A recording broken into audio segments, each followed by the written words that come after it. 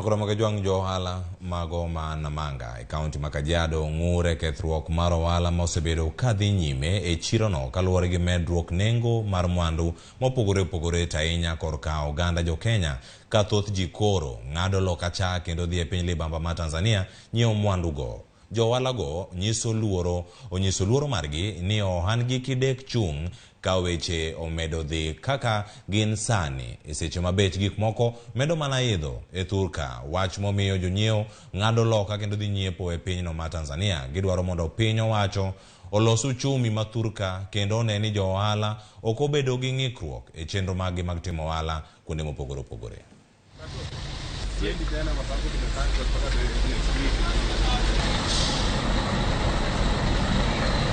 Sababu ya Kenya kila kitu iko juu. Unaona?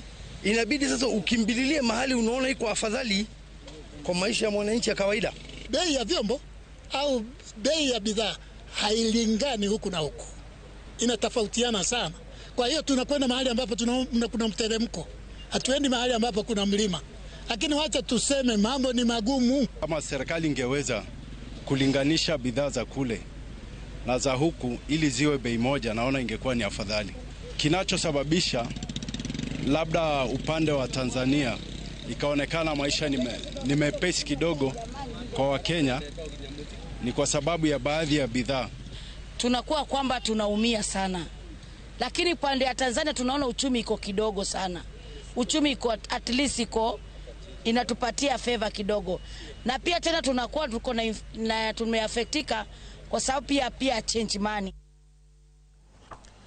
Nyokoromoke jongo gweng'we chindo dhi county ma Kilifi.